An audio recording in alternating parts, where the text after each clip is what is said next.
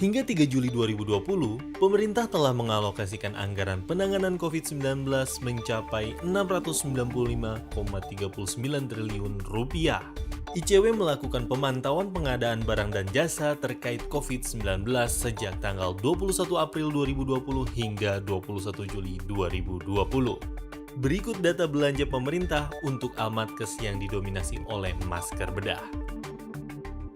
Berdasarkan keterangan gugus tugas percepatan penanganan COVID-19, kebutuhan APD secara nasional sebanyak 5 juta buah per bulan. Namun, realisasinya pendistribusian APD hanya 1,8 juta unit.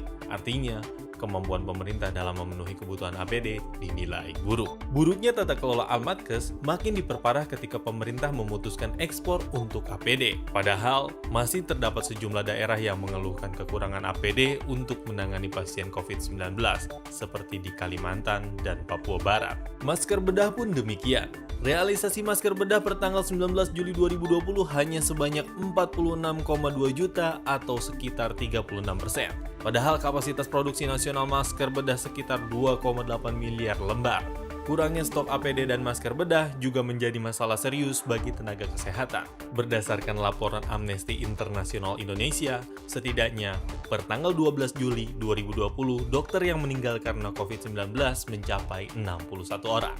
Selain permasalahan nirtransparansi, kondisi ini menunjukkan bahwa pemerintah tidak memiliki dasar perencanaan yang jelas mengenai kebutuhan setiap jenis Almatkes, sehingga gap antara kebutuhan dengan realisasi sangat timpang.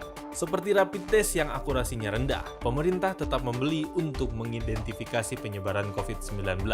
Hingga 21 Juli 2020, rapid test yang sudah didistribusikan oleh BNPB mencapai 2,3 juta buah. Padahal uang pembelian rapid test setara dengan 39.524 buah alat tes PCR yang lebih teruji akurasinya. Selain itu, terdapat temuan dari sisi lembaga penerima Almatkes. Dari keseluruhan penerima, ada lembaga yang dipertanyakan kapasitasnya, yaitu Komisi 8 DPR RI karena tidak sesuai dengan tupoksi. Berdasarkan hasil penelusuran dari 5 lembaga terbesar penerima Almatkes, Lembaga Kelapa Gading dan BGR, dan Cold Storage BGR, merujuk pada gudang yang dimiliki oleh PT BGR, namun berdasarkan dana PT BGR, tidak ditemukan adanya cold storage seperti yang tertera pada BNPB. Ternyata hal tersebut masih baru diwacanakan. Hal ini menimbulkan kecurigaan terhadap rantai pendistribusian yang dilakukan oleh pemerintah ke setiap rumah sakit rujukan. Jika informasi detail mengenai jumlah dan jenis Almatkes, serta rumah sakit penerima Almatkes tidak dibuka, maka potensi terjadinya kecurangan akan makin besar.